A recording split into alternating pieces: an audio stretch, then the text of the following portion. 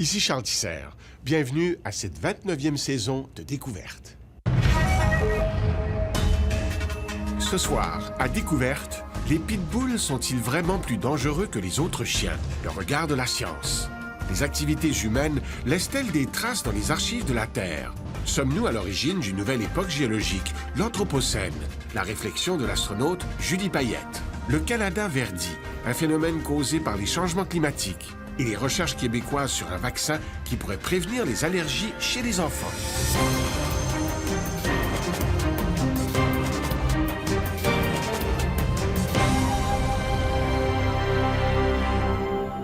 Depuis des mois, le sujet des pitbulls interpelle le public. Après des attaques dramatiques survenues dernièrement, on se demande s'il faudrait bannir ce type de chien de nos villes. Selon certains, les pitbulls seraient plus dangereux que tous les autres chiens. De part et d'autre, des groupes de pression s'affrontent pour défendre ou condamner les pitbulls.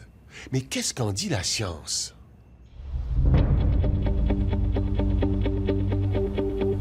Le pitbull. On dit de ce chien qu'il est violent, agressif, féroce, combatif, qu'il attaque sans prévenir, qu'il ne lâche pas prise, qu'il cause des dommages plus sévères que n'importe quel autre chien, et que son passé de chien de combat le rend dangereux pour les humains.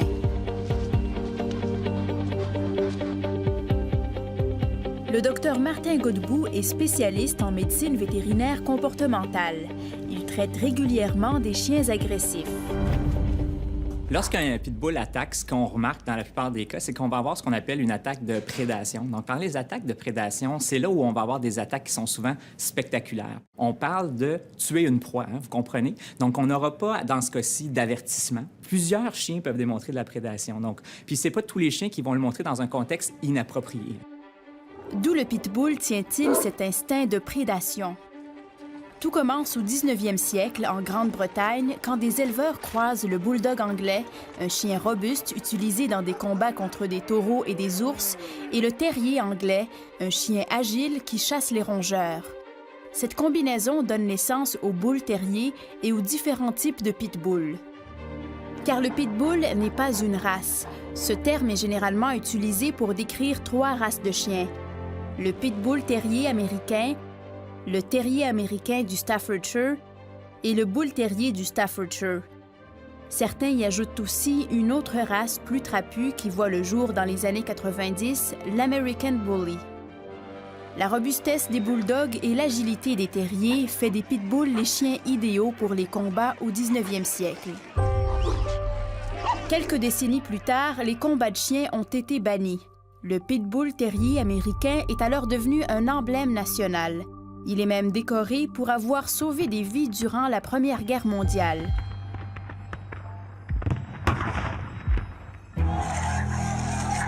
Mais les combats clandestins n'ont jamais complètement disparu.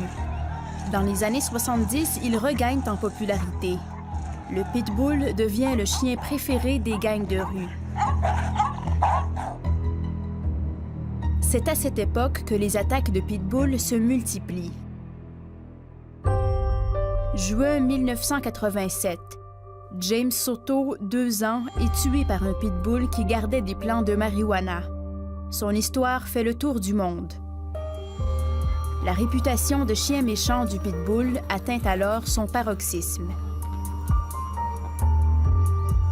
Mais avant le pitbull, plusieurs autres races ont longtemps été perçues comme les plus dangereuses.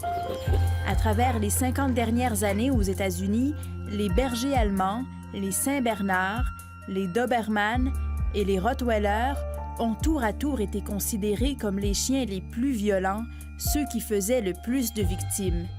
Depuis, le pitbull les a tous détrônés. Aujourd'hui, une question se pose. Faut-il bannir les pitbulls? Un chiffre est souvent cité à l'appui. Plus de 60% des attaques graves seraient causées par des pitbulls. Mais ce chiffre est-il fiable? Il provient en fait non pas d'articles scientifiques, mais de 2 sites web anti-pitbull, Animals247 et Dogsbite.org. Ces sites ont été dénoncés par des experts car ils comportent des erreurs et ne recensent qu'une infime portion des attaques faites aux États-Unis. Il existe pourtant des études scientifiques crédibles sur les morsures de chiens. La chercheuse en médecine vétérinaire Karen Overall de l'Université de Pennsylvanie a analysé toutes les études de statistiques de morsures publiées entre 1950 et 2000. En résumé, si les bergers allemands étaient populaires une année, il y avait beaucoup de morsures de bergers allemands. Mais avec le temps, les blessures catastrophiques sont devenues de plus en plus souvent liées au pitbull. Son constat, selon l'année et la région étudiée, différentes races arrivent tour à tour en première position. Le berger allemand, le rottweiler, le chow chow, le collie, le retriever et de plus en plus souvent, le pitbull.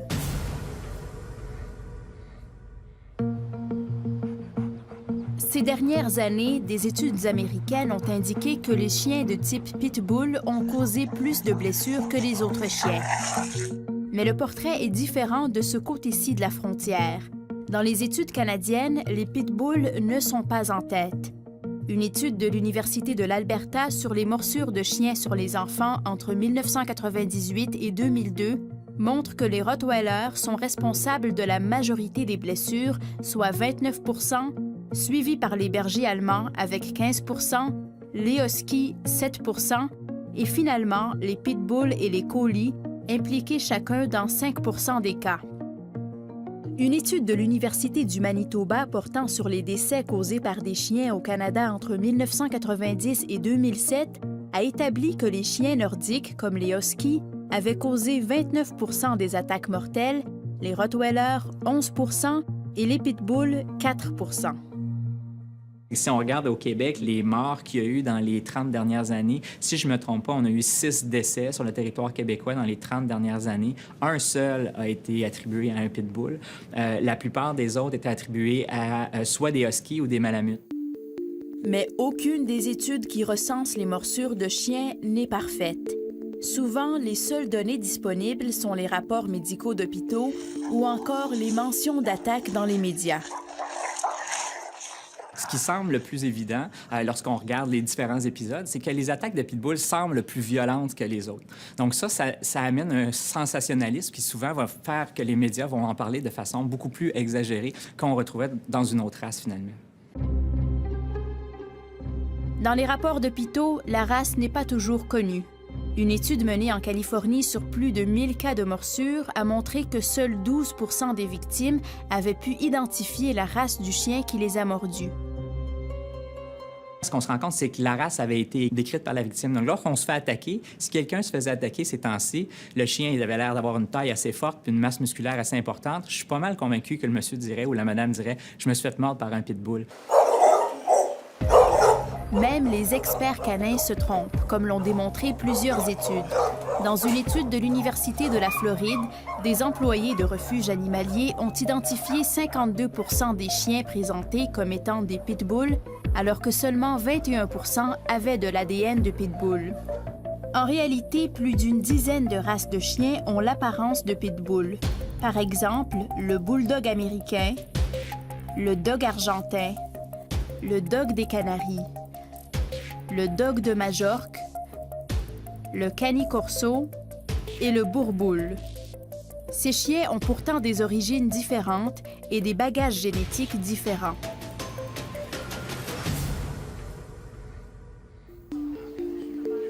Cela dit, les pitbulls ont-ils une agressivité innée?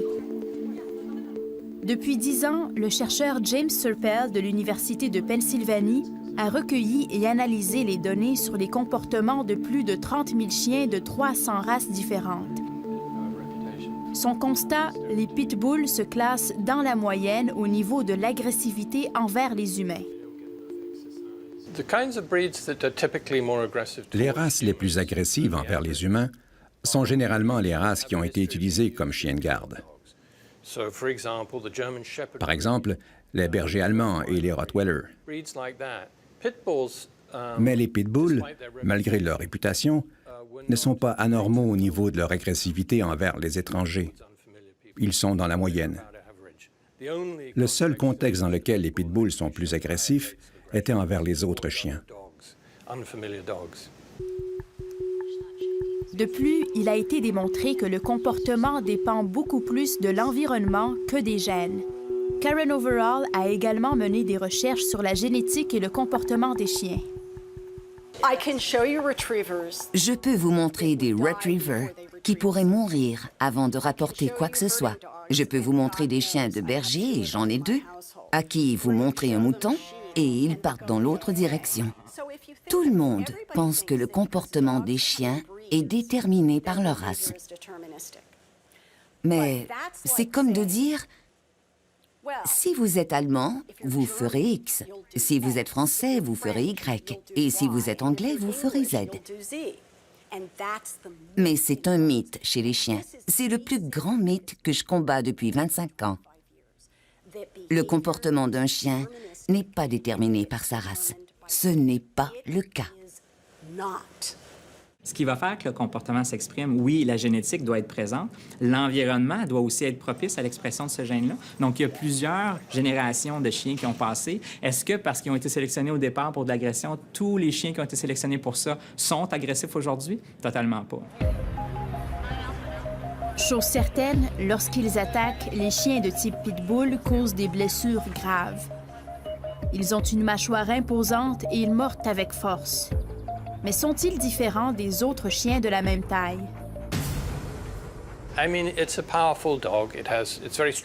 C'est un chien puissant. Il est fort et il a beaucoup d'énergie. Alors, quand il mord, c'est un problème. Mais il y a beaucoup d'autres chiens qui peuvent vous infliger une morsure désagréable. En fait, des études ont comparé la force de morsure de certaines races. Et il y a bien d'autres races avec une morsure plus puissante que celle du pitbull.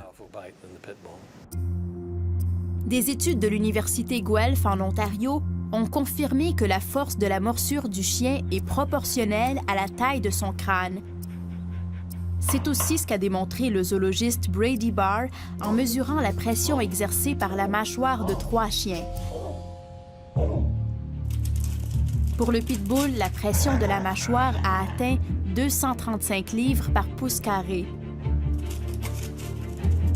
Pour le berger allemand, 238 livres par pouce carré. Mais le Rottweiler a mordu avec une pression de 328 livres par pouce carré, presque 1,5 fois celle du pitbull. Tous les gros chiens ont donc la capacité de causer des blessures catastrophiques, tant au Québec qu'ailleurs. Récemment, un pitbull a défiguré la jeune Vanessa Biron, tandis qu'un autre chien a attaqué mortellement Christiane Vadnais.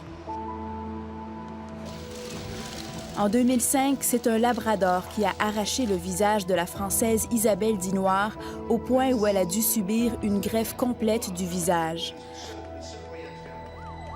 En 2012, en Caroline du Sud, un croisement de Golden Retriever et de Labrador a arraché les jambes d'un bébé de 2 mois pendant son sommeil. Donc oui, il y a des chiens qui sont prédisposés. Il y a des grandes tendances, si on veut, mais pas à s'attaquer à des humains ou à d'autres chiens de façon violente, à créer des décès ou des blessures sévères. C'est là où il faut faire la nuance entre... Il y a des races, oui, qui ont des tendances à la prédation. Par contre, il y a des individus qui sont atypiques. Il y a des individus qui causent des dommages très importants qui font suite à une séquence d'agression qui est totalement anormale et pathologique. Les études sur la génétique et le comportement démontrent qu'il n'y a pas de race fondamentalement dangereuse, mais il y a des chiens dangereux qui font beaucoup de dommages. Alors, comment régler ce problème?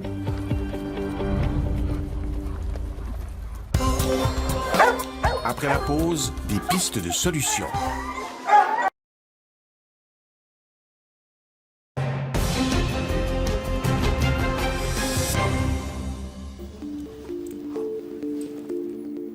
On le voit dans sa posture, qui est pas bien, là, très raide, la queue très basse.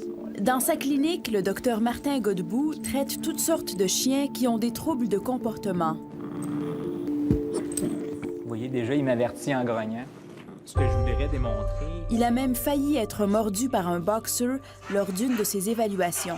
Un chien qui réagit de façon anormale, donc un chien qui est pathologique, on ne peut pas se fier sur ce genre de chien-là pour suivre les règles canines. Donc, les règles de donner un avertissement, grogner.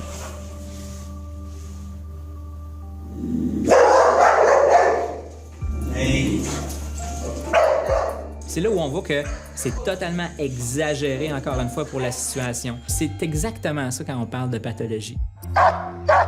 Il y a deux raisons principales qui poussent un chien à mordre un humain. Cela peut être pour exprimer un inconfort. C'est ce qu'on appelle une attaque de distancement. Dans ces cas, le chien peut montrer les dents, grogner et mordre, généralement sans percer la peau. Les enfants sont souvent victimes de ce genre d'attaques qui sont parfois le résultat d'un manque de précaution de la part des propriétaires du chien. Regardez le jeune enfant, il est dans le bol de nourriture, il y a deux chiens à côté. On sait très bien qu'on ne devrait pas faire ce genre de choses-là.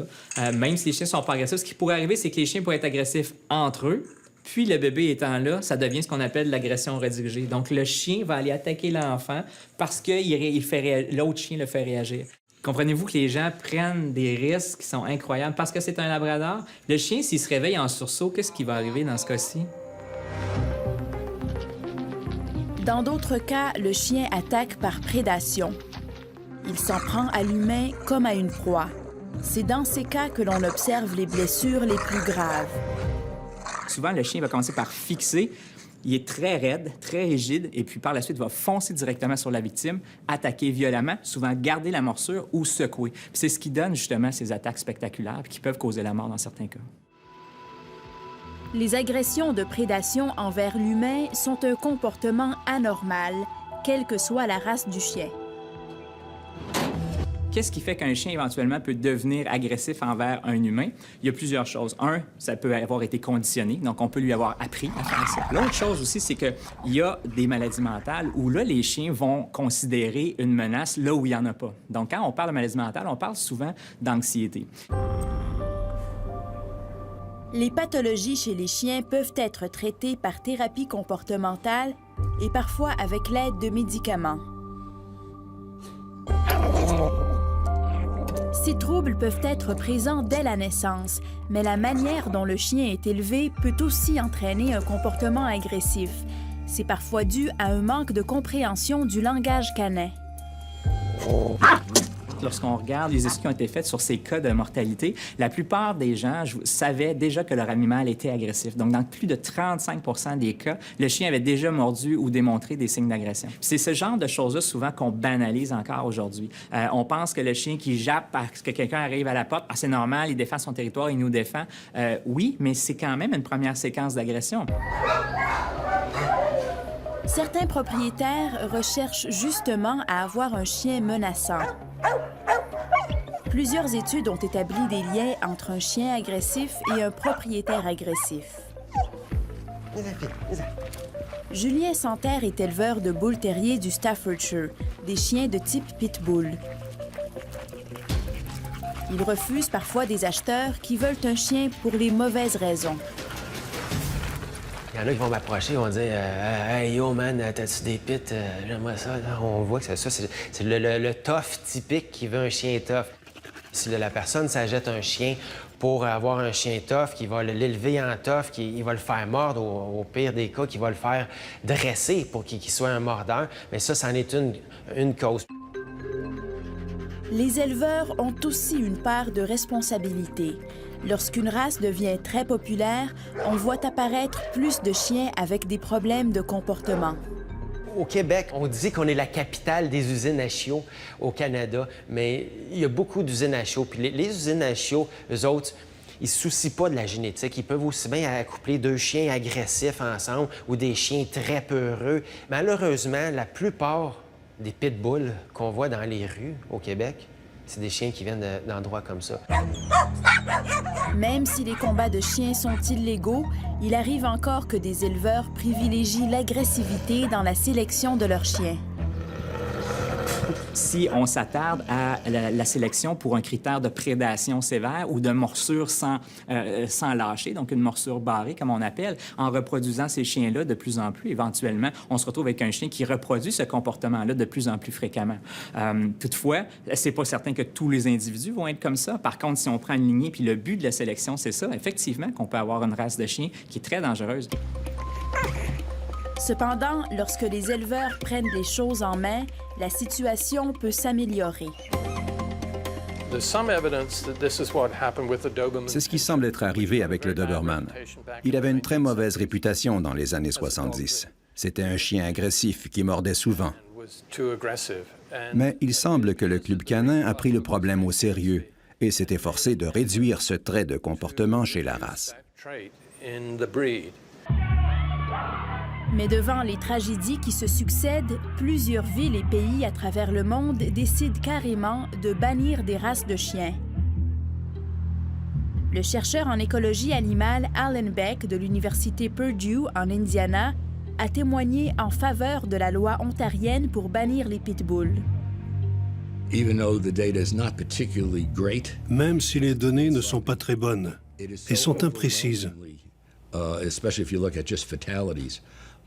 lorsque vous regardez le nombre de décès, il semble y avoir un risque disproportionné avec les pitbulls. J'ai voulu en témoigner quand la loi ontarienne a été proposée. Selon lui, c'était la bonne mesure à prendre puisqu'il estime qu'un trop grand nombre de chiens de type pitbull avaient des problèmes de comportement. Je crois que si nous pouvons développer de bons pitbulls fiables, alors il ne sera pas nécessaire de les éliminer. Selon moi, l'objectif est d'avoir des animaux qui peuvent vivre en sécurité avec les humains dans un milieu urbain. 10 ans plus tard, la population de pitbull en Ontario a diminué, mais les hospitalisations pour morsures de chiens ont augmenté de 39 %.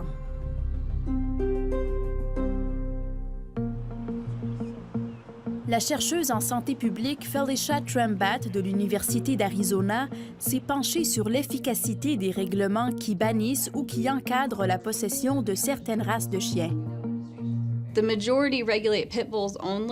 La plupart des règlements ciblent les pitbulls, mais d'autres incluent aussi ce qu'on appelle des races de combat, comme les dogs des Canaries, les dogs de Majorque, les Fila brasileiro, et d'autres chiens qu'on ne retrouve pas souvent en Amérique du Nord, mais qui sont entraînés pour le combat. Parfois, ces règlements incluent aussi les Rottweiler et les Doberman, mais c'est plus rare. Elle n'a trouvé que 5 études scientifiques à travers le monde sur l'efficacité de tels règlements. 3 de ces études, dont une à Vancouver, ont conclu que ces règlements n'ont eu aucun effet.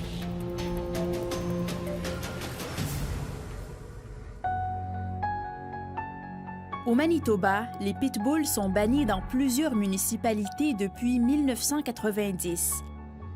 Selon une étude, le nombre d'hospitalisations dans ces municipalités est resté sensiblement le même 16 ans plus tard.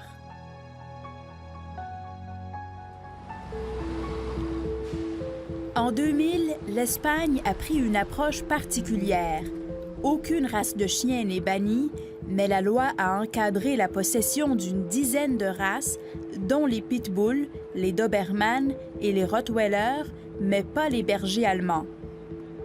Pour se procurer un de ces chiens, les propriétaires doivent obtenir un certificat d'aptitude psychologique, avoir un casier judiciaire vierge et leur chien doit être muselé en tout temps.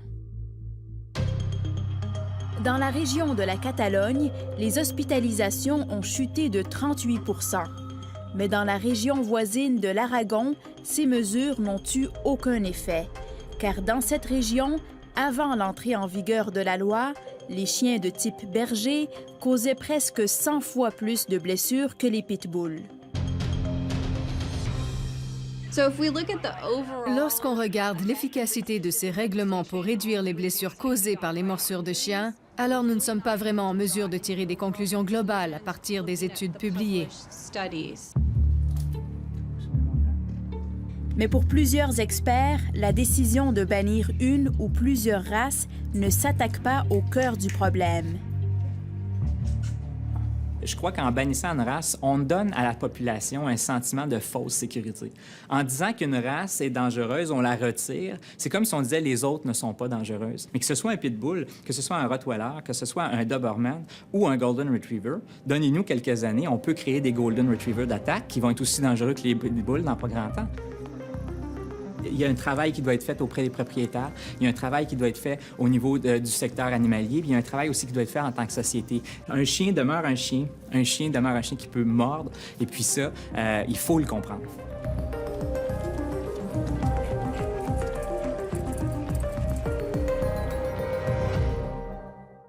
Alors que plusieurs provinces et municipalités à travers le pays ont déjà tranché la question, le Conseil municipal de Montréal doit se prononcer prochainement sur le projet de règlement concernant les chiens dangereux.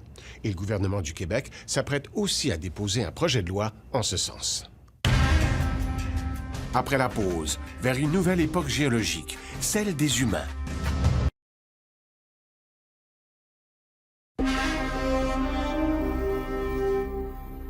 C'est un débat qui refait surface ponctuellement dans l'actualité. Doit-on ajouter un chapitre au livre de géologie, l'Anthropocène, c'est-à-dire l'ère humaine? Notre civilisation laisse-t-elle des traces jusque dans les archives de la Terre, au même titre que la tectonique des plaques ou les impacts de météorites? La question est fondamentale et elle divise les géologues. Quelques pistes de réflexion avec l'astronaute Julie Payette.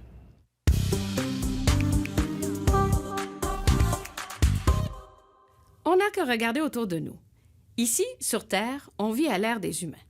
Depuis notre apparition, il y a à peine quelques millions d'années, nous nous sommes accaparés la planète entière. On a modifié ses écosystèmes, ses océans, son atmosphère.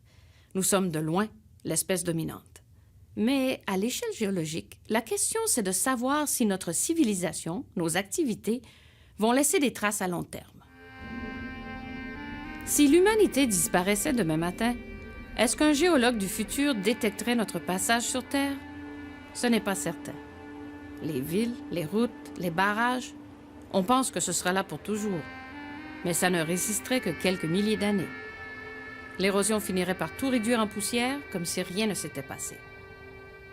Pour les géologues, ce qui est important, ce sont les événements marquants qui perdurent dans les roches pendant des millions d'années. L'histoire de la Terre s'échelonne sur 4,6 milliards d'années. Grâce aux sédiments qui s'accumulent et aux fossiles qu'ils emprisonnent, on peut découper cette histoire en chapitres. Ce sont les périodes géologiques. Un exemple célèbre, le Jurassique, une époque dominée par les dinosaures. En ce moment, on vit au Quaternaire, une période marquée par une série de grandes glaciations, mais aussi par l'apparition du genre humain. À l'intérieur du Quaternaire, il y a des subdivisions. Celle dans laquelle nous sommes, c'est l'Holocène, qui a commencé il y a moins de 12 000 ans avec la fin de la dernière glaciation. C'est aussi le début de l'agriculture, de l'élevage, des sociétés organisées. Mais jusqu'à tout récemment, l'influence de l'humanité restait assez limitée. Maintenant, avec la révolution industrielle et l'augmentation de la population, le débat de l'heure, c'est de savoir si on est entré dans une nouvelle période, l'Anthropocène. Avons-nous laissé suffisamment de traces? Pour un géologue du futur, un des indices de notre présence se trouverait dans les fossiles, à commencer par nos propres squelettes. On est plus de 7 milliards d'individus.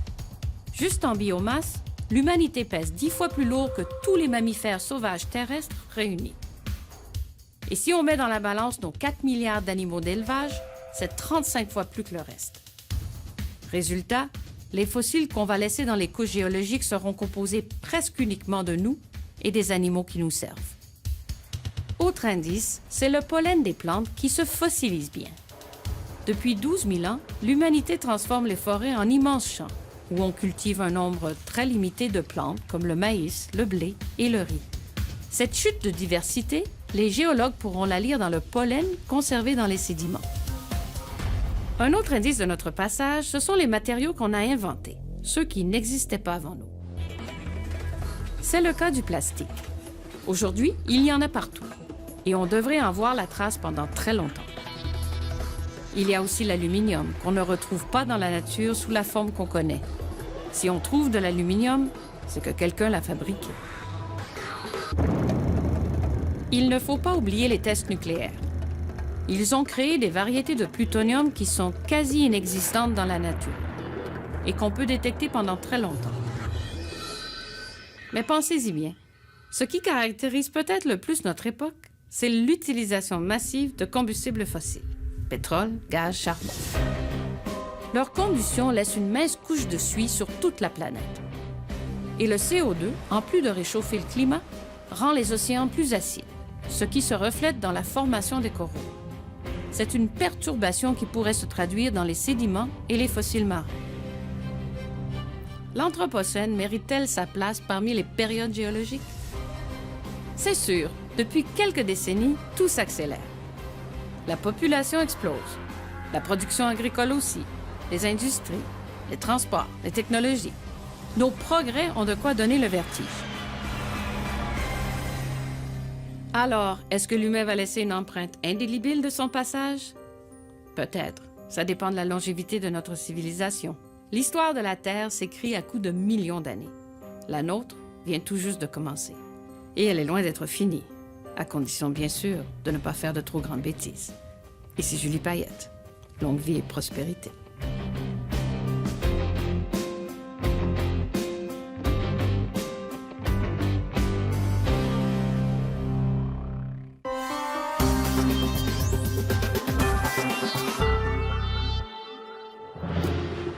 Le Canada verdit et l'Alaska aussi.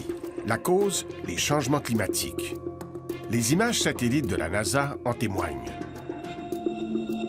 Cette carte résume 30 ans d'évolution de la végétation entre 1984 et 2012. Les régions représentées en vert sont celles où la végétation s'est densifiée, en brun, là où elle s'est dégarnie. C'est juste au nord de la forêt boréale que le changement est le plus marqué. D'abord parce que plus on s'approche des pôles, plus le réchauffement climatique est important. Aussi, on y retrouve un écosystème sensible aux températures, la toundra arbustive. Les arbustes bénéficient particulièrement de l'allongement de la saison de croissance. Ils grandissent, verdissent et prennent pied dans la toundra herbacée plus au nord. En tout, en à peine 30 ans, la végétation s'est densifiée sur le tiers du territoire. Au contraire, plus au sud, la forêt boréale a en général stagné, en gris.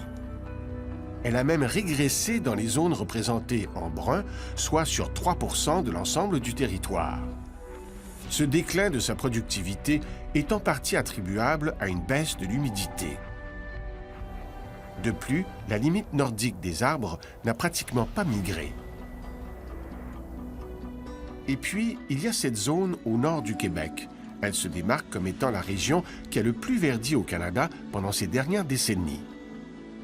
Les chercheurs de la NASA ignorent les raisons exactes de cette croissance soudaine, mais les scientifiques québécois émettent une hypothèse.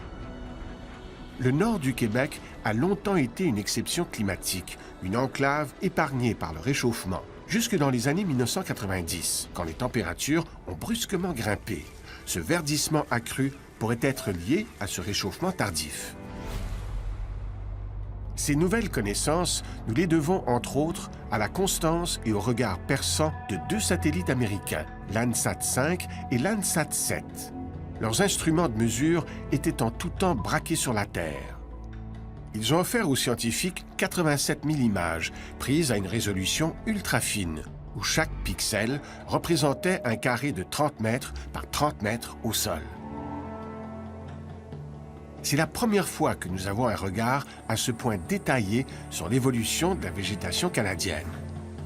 Une somme de données gigantesque qui donnera matière à réflexion aux scientifiques et peut-être à d'autres aussi.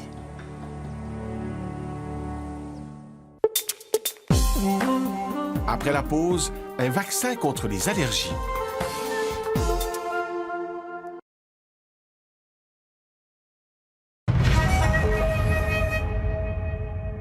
Entre 20 et 30% des Canadiens souffrent d'allergies.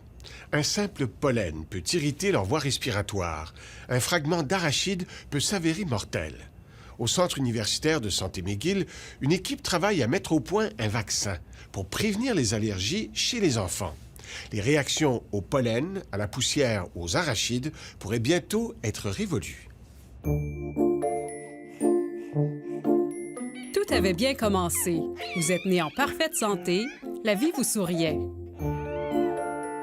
Jusqu'au jour où des substances en apparence inoffensives se sont mises à vous agresser.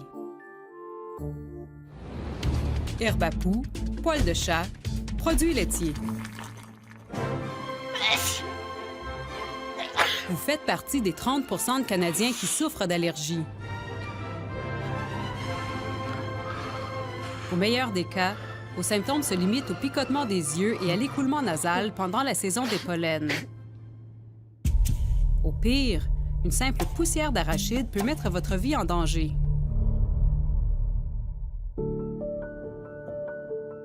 À l'hôpital de Montréal pour enfants du Centre universitaire de santé McGill, la docteure Christine McCusker voit des jeunes patients qui souffrent d'allergies.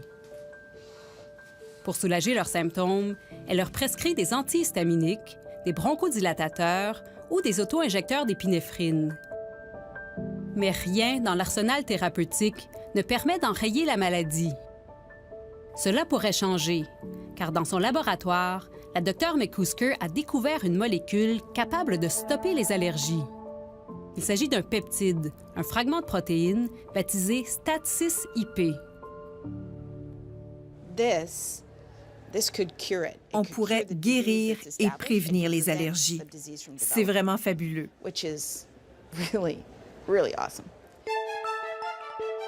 Toutes les allergies, peu importe leur gravité, enclenchent le même mécanisme biologique. Un allergène, que ce soit un fragment de pollen ou d'arachide, pénètre dans le corps, le plus souvent par le nez ou par la bouche. Aussitôt, des cellules du système immunitaire qu'on appelle les cellules dendritiques sont envoyées pour jauger l'intrus. Elles relaient les informations à un second type de cellules, les lymphocytes T, qui déterminent si l'allergène représente un danger. En temps normal, le système immunitaire laisse passer l'intrus. Mais chez une personne allergique, l'alerte est lancée. Le système immunitaire déclenche une cascade de réactions biochimiques. En bout de ligne, on assiste à la production d'histamine, responsable de l'écoulement nasal et des éternuements, et de plusieurs autres molécules qui peuvent gêner la respiration ou même provoquer la chute de la pression artérielle.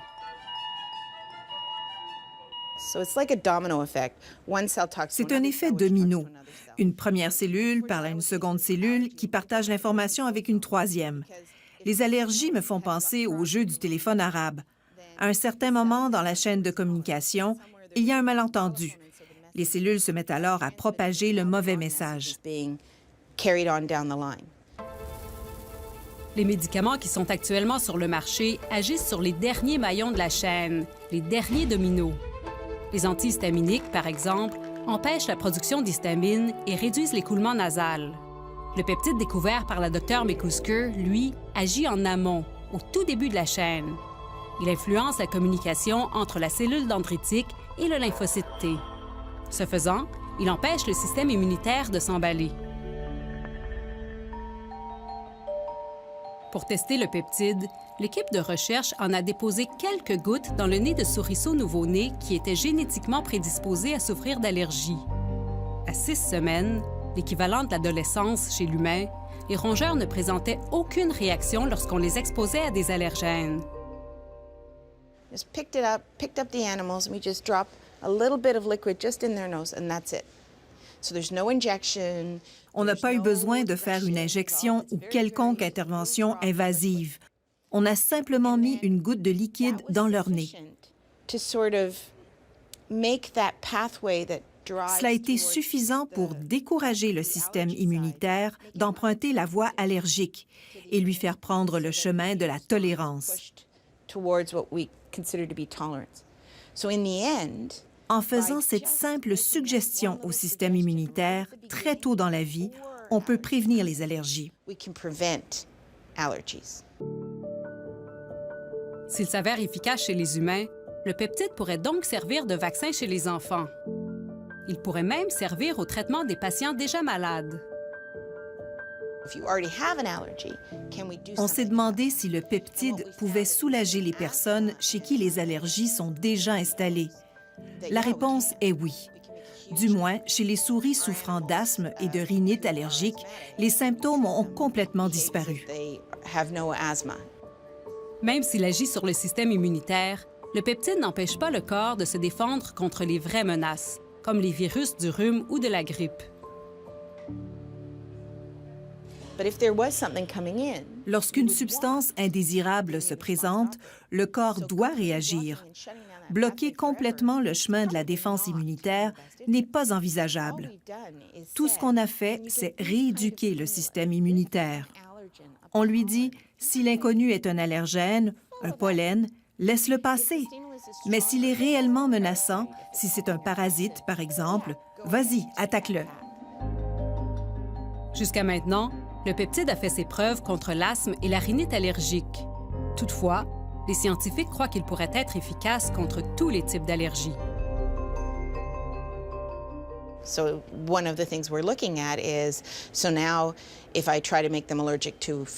On fait actuellement des essais pour les allergies alimentaires et les allergies cutanées. En principe, étant donné que la réaction immunitaire est la même, peu importe le type d'allergène, ça devrait fonctionner.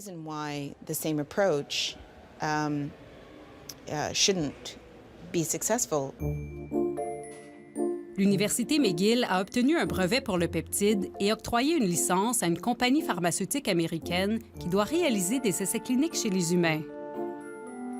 Christine McCusker a bon espoir de pouvoir un jour l'administrer à ses patients.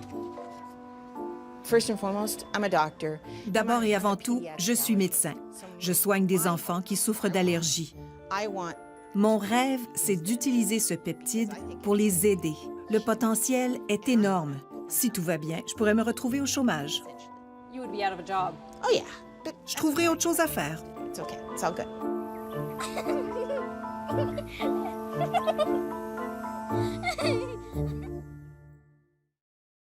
Après la pause, Fort McMurray, un aperçu.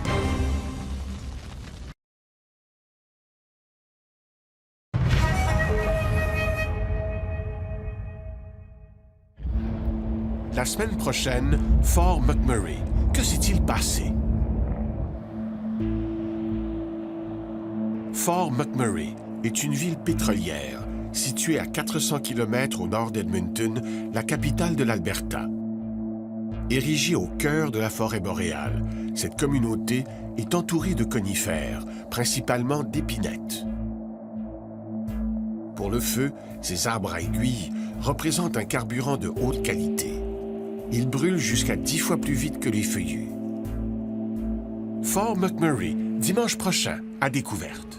Et 2 autres rendez-vous scientifiques à ne pas manquer, les années-lumière, le dimanche à midi sur Ici Radio-Canada Première et la Zone Science sur iciradiocanada.ca/science. Merci d'avoir été là. À la semaine prochaine.